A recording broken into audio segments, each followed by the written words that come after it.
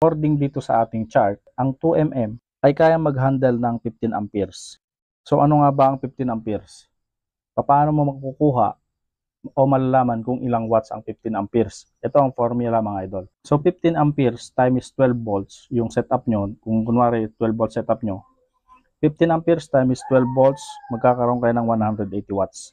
Yun ang kayang dalhin ng inyong wire mga idol, no?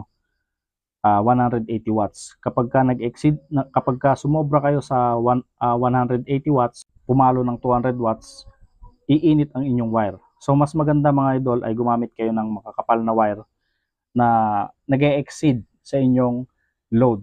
Kasi itong wire at saka breaker mga idol ay dapat nagtutugma para hindi kayo magkaroon ng problema or disgrasya sa inyong setup.